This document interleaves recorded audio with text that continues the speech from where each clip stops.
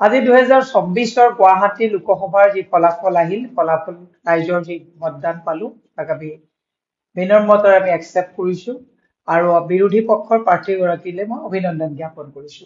প্ৰায় 6,43,791টা ভোট আমি এতিয়ালৈকে পালো আৰু কিছু বিপুল ভোটৰ ব্যৱধানত আমি পৰাজয় বৰণ কৰিলো। আমি ৰাইজে যি জনমত দিছে তাক আমি একচেপ্ট কৰিছো আৰু মই যদিও পৰাজয় হৈছো মানসিকভাৱে এই কাৰণে মই ভাগি পৰা নাই যে গুৱাহাটী গোটেই মানে এই সমষ্টিটোত আমাৰ ভাৰতৰ প্ৰধানমন্ত্ৰী অমিত শ্বাহ ডাঙৰীয়া, গোটেই চৰকাৰ, গোটেই বিৰোধী পক্ষ লাগাৰ পিছত অৰ্থনৈতিকভাৱে যথেষ্ট সবলভাৱে তেওঁলোকে নেতৃত্ব দিছে।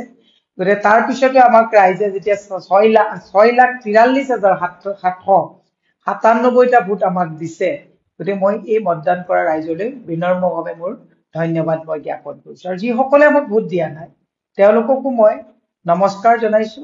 হয়তো আমি তেওঁলোকক পতিয়ন নিয়াব পৰা নাই বা তেওঁলোকৰ লগত আমি বুজাব পৰা নাই, আমি তেওঁলোকৰ মাজলৈ সোমাব পৰা নাই, সেইকাৰণে হয়তো তেওঁলোকে আমাক প্ৰত্যাখ্যান কৰিছে।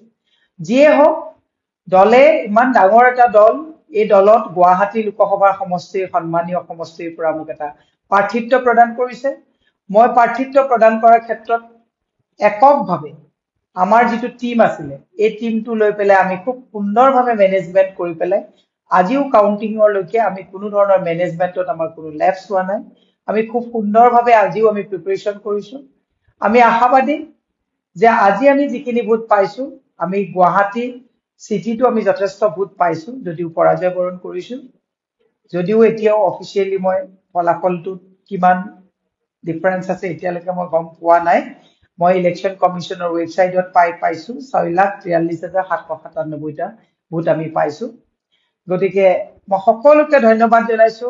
আমাৰ লগত থকা মই প্ৰথমতে ধন্যবাদ জনাব লাগিব কেন্দ্ৰীয় নেতৃত্বই মোক যিটো দলৰ টিকেট দি পেলাই বা আৰ্থিকভাৱে যিখন সহায় কৰিছে, এইখিনি সামান্যতম সহায় কৰিলেও মই দলৰ কেন্দ্ৰীয় নেতৃত্বক মই ধন্যবাদ জ্ঞাপন কৰিছো। ৰাজ্যিক নেতৃত্ব আমাৰ যিসকল কালাকাৰ ছাৰ, অজিত ভূঞা ডাঙৰীয়া, অখিল গগৈ ডাঙৰীয়া, লুৰিণজ্যোতি গগৈ ডাঙৰীয়া, পংকজ দাস ডাঙৰীয়া, নাম এতিয়া মই সকলোৰে কৈ গ'লে আমাৰ 15টাকৈ ৰাজনৈতিক দলৰ যিসকল লোকে দিনে নিশাই সহায় কৰিলে, মই সকলোকৰ ওচৰত চিৰকৃতজ্ঞ নমস্কাৰ জ্ঞাপন কৰিছো। দ্বিতীয়তে মোৰ যিসকল বাহন চলাইছিলে, তাত এডভাৰটাইজৰ গাড়ী আছিলে, দিনে নিশাই অভাৰটাইম কৰিছিলে, তেওঁলোকলৈকো মই ধন্যবাদ আৰু নমস্কাৰ জ্ঞাপন কৰিছো। মোৰ লগত যিসকল লোকে দিনে নিশাই কাম কৰিছিলে, মোৰ ইলেকশ্যন এজেণ্ট বা মোৰ লগত থকা যিসকলে মোৰ মেনেজমেন্ট চাইছিলে, সকলোকে মই ধন্যবাদ জ্ঞাপন কৰিছো। সংবাদ মাধ্যমৰ যিসকল লোক, ছচিয়েল মিডিয়াত মোক আশীৰ্বাদ দিয়া লোক, যিসকল মোৰ শুভাকাংক্ষী, সকলোকে মই পাহাৰত থকা যিসকলৰ পৰা ভোট পাইছো, যিসকলৰ পৰা ভোট নাইও পোৱা, মই বেয়া পোৱা নাই, কাৰণ আপোনালোকক আমি পতিয়ন নিয়াব পৰা নাই, হয়তো আপোনালোকক বিশ্বাস দিয়াব পৰা নাই। আপোনালোকে বিজেপি চৰকাৰে খুব সুন্দৰভাৱে গুৱাহাটীত কাম কৰিছে বুলি আপোনালোকৰ বিশ্বাস হৈছে, ভোট দিছে, মই বেয়া অকণো পোৱা নাই। কিন্তু মই এটা কথা আমাৰ দলীয় কৰ্মীসকলক আজিও শেষৰলৈকে, যিসকল কৰ্মীয়ে কাউন্টিঙৰ পৰা এতিয়া মোৰ ঘৰলৈ আহি পেলাই মোক সকলোৱে মনোবল বৃদ্ধি কৰাইছে, মই সকলোকে কৈছো হতাশৰ কাৰণে আমি যুদ্ধত অৱতীৰ্ণ হৈছো চৰকাৰৰ বিৰুদ্ধে। গুৱাহাটী এইখন এখন চৰকাৰী চিট, ইয়াত গোটেই সৰ্বশক্তি প্ৰয়োগ কৰা হৈছে, তাৰ পিছতো আমি ইমানখিনি ভোট পাইছো, মই হাৰিছো বুলি মানসিকভাৱে ভাগি যোৱা নাই। গতিকে আমি নতুন আৰম্ভণি কৰিম বুলি নতুন উৎসাহেৰে দলটোক শক্তিশালী কৰি আমি দলৰ যাতে মান মৰ্যাদা মানে আমি অটুট ৰাখিব পাৰো। আজি আমাৰ অল অভাৰ ইণ্ডিয়াত যিটো ইণ্ডিয়া এলায়েন্সৰ ৰিজাল্ট খুব ভাল হৈছে, আশাপ্ৰদ হৈছে, আশা ৰাখিছো ভৱিষ্যতে আমাৰ ভাল হ'ব।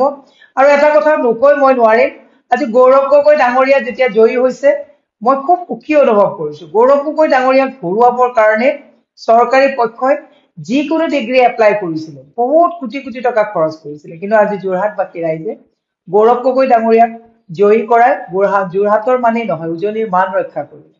বদৰুদ্দিন আজমল ডাঙৰীয়া ৰাজনীতিৰ পৰা বিদায় দিয়াৰ বাবে ৰকিবুল হাছান ডাঙৰীয়াই যি পদক্ষেপ ললে, তাক মই আদৰণি জনাইছো।